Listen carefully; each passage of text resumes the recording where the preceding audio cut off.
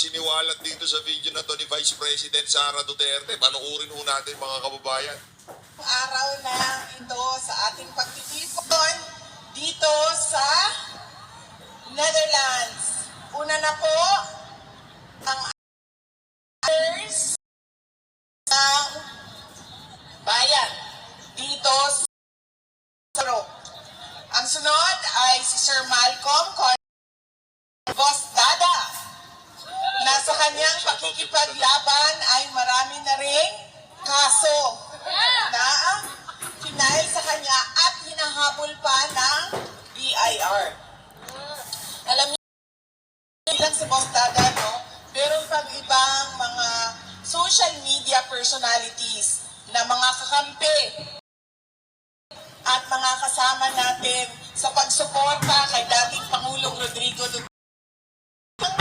Nakasuhan, may cyber life, hinaharas sa kanilang mga BIR assessment, pero nandyan pa rin sila tulad ninyo, ulan man o init, magastos man sa bulsa, magastos man sa savings, pero nandyan pa rin kayo para ipakita sa mundo at iparinig sa ICC na mali ang ginagawa nila kay dating Pangulong Rodrigo Duterte.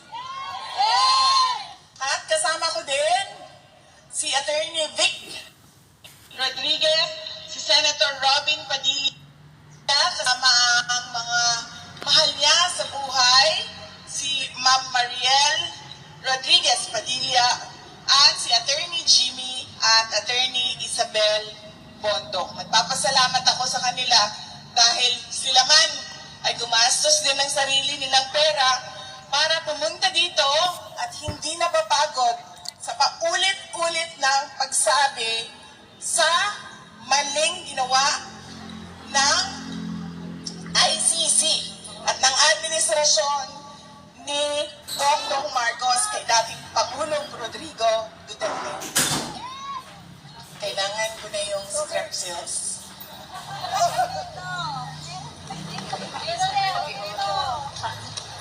Wala, kasi ang boses ko.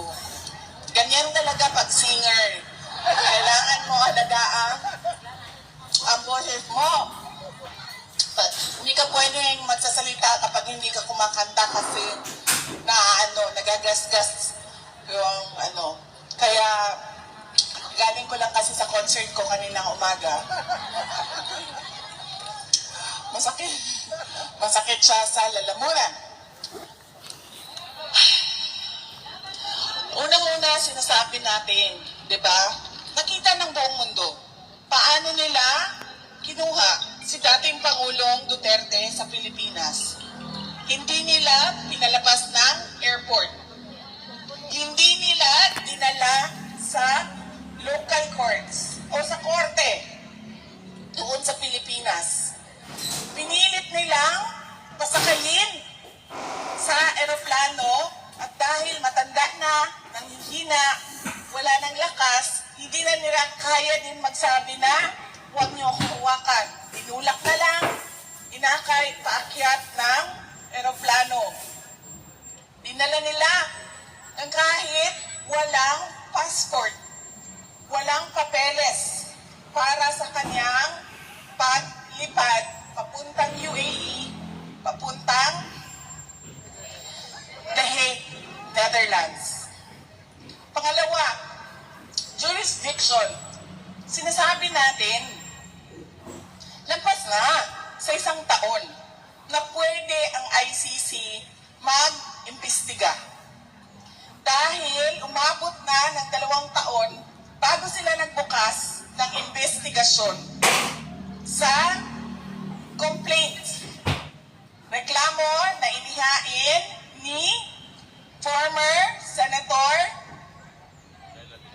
Trililing, ang tawag sa kanya ng karamihan, na binase din sa mga witnesses niya na tulad ni Las Cañas na may kasong perjury o pagsisinungaling under oath, at kay Matubato na pabago-bago ang sinasabi. At lumabas na rin doon sa Senate hearing na may sayad o medyo may mapapansin mong may sira ang kanyang utak. Yaan ang mga witnesses na sinabi doon sa complaint. Ito yung mga witnesses namin. Sinundan naman ng mainstream media na kasama ang Western media. Ano sinabi nila? 12,000 ang namatay, 15,000 ang namatay, hanggang umabot na sila sa 30,000 ang namatay. Noong sinabi na bigyan nyo sa amin, isa-isahin natin ang mga pangalan, hindi yung pwedeng magsasabi ka lang 30,000 ang namatay, tapos kahit isang pangalan, wala kang maibigay. Kung may tanim bala, merong tanim patay. Diba? Yan ang hawak-hawak nila ngayon laban sa dating Pangulong Duterte. Wala man lang sila kahit isang ebidensya na nagsasabi na totoo ang mga paratang ni Trillanes. At dahil nga wala na patapos na ang ICC bilang isang institusyon. Wala na silang kaso. Isa na lang ang kaso nila, yung kaso ni President Duterte. Nakakita sila ng isang administrasyon ni Marcos na ayaw niya na naririnig na merong kumukontra at nagsasabi na mali ang ginagawa ninyo sa pamahalaan natin sa Pilipinas. They're stifling dissent. They are demolishing opposition.